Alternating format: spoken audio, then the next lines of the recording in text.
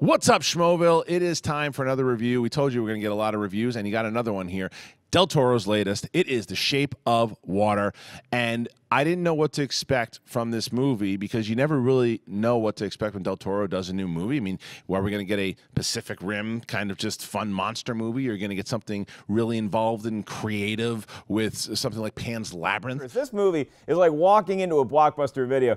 Kids, there used to be a thing called Blockbuster. Before you just had Netflix and you could do this and never leave a couch again. You had to go in to rent a movie and you'd see all these different genres. You'd see action and comedy and drama and horror and new release, and this has all of them. It is a new release, and it is such a mesmerizing movie from start to finish. I fell in love watching this movie with so many different angles of it. It stars Sally Hawkins as a mute worker at this weird, mysterious Baltimore factory in the early 60s, and they do a lot of different things, one of which is having some top secret experimentation going on. There's a room where there's these things, these artifacts, and then there's these cages, and something comes in, something happens, and there's a creature in a box, and Michael Shannon, who plays like one of the evil government officials there, he tortures this thing. He doesn't really value the thing's life, but Sally Hawkins has a connection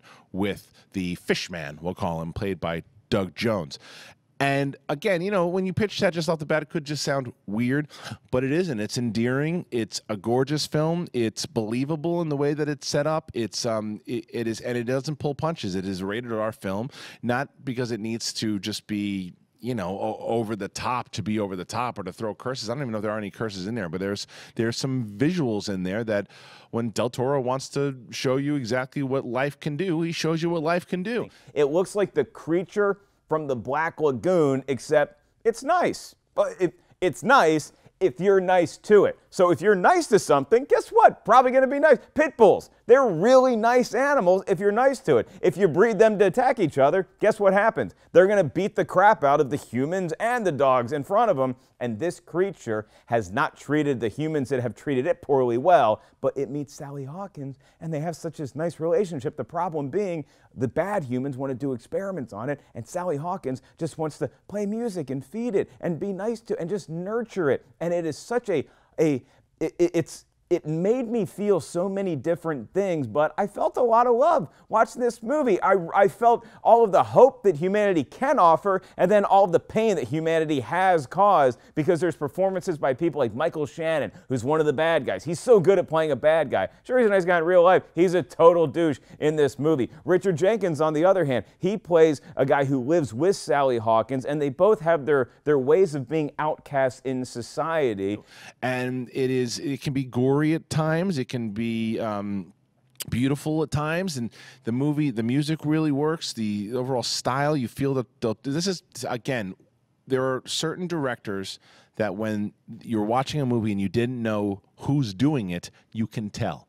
And this is one of those movies, oh, I believe that Del Toro did this movie, and he does it well. It really does. It reminded me of like Splash without the comedy, but with a fairy tale fantasy element to it. Everybody is so good in their performances in this movie. It made me feel so many different things, and I really enjoyed sitting down and watching it because I didn't know what The Shape of Water was about. I had no idea going into it, and I don't think I gave away too much.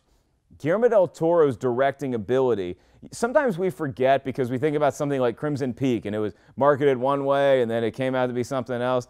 This guy knows how to tell a story, and he knows how to put every ounce of energy and imagination he has. His heart, his soul, his mind is in this movie. He is locked in and focused, and all the actors and storytellers follow suit in The Shape of Water. And let's talk about Doug Jones. Doug Jones plays the creature, and he's kind of like the Andy Serkis of practical effects because he's done a lot of different things, from being in Hellboy and a lot of horror projects, and now he plays this creature, and he gives it life. He gives it something that you want to kind of adopt and just like live in a different room, because he probably smells horrific. Like, it's probably a bad smelling creature, but you can find the love in there. And now I feel really bad when on the SK show with Kristian the other day, I said that if I found something like that, I'd cut it open like I want to cut open E.T.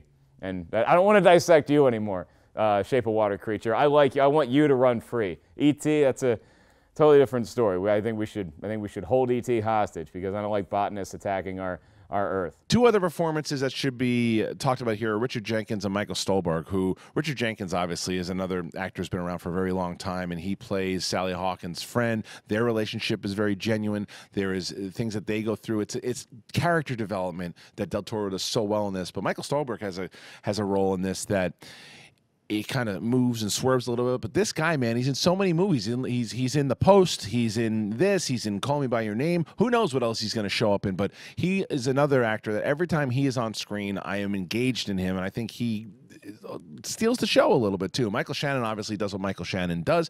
He is the antagonist in this film, and he is a well-deserved antagonist. There's some gruesome stuff going on in this movie, kids, and it is something that you should see. I highly recommend this movie. It's one of the best movies I've seen so far in the last couple of weeks, so I'm going to go pretty big. I'm going to go 4.3 out of 5 schmoes. 4.3 out of 5 schmoes. Del Toro does it again. It is a really good fantasy fairy tale. It's sweeping. Sally Hawkins may get nominated, and if she does, I would understand why. She's able to do things in this film that would be challenging for a lot of different actors, but she does it flawlessly. The Shape of Water is one of the best movies I've seen this year, and it's one of the most original stories that I've seen in a long, long time. Huge fan of this movie and everybody involved. I think you're looking at an Oscar for Sally Hawkins. I think you're looking at a nomination for Del Toro, possibly Richard Jenkins, Michael Shannon, Octavia Spencer. Start to fit. Michael Stuhlbarg is also in this movie. So Michael Stuhlbarg giving what I think is one of the most annoying performances ever in Men in Black 3. Now he's in every Oscar contender this year, and he's crushing it. I want to give an Oscar to Michael Stuhlbarg, despite what he did to me for Men in Black 3. I'm going to go pretty high with this movie. How high am I going? Load it up! We're going 5 out of 5 schmoes for The Shape of Water. Hot damn!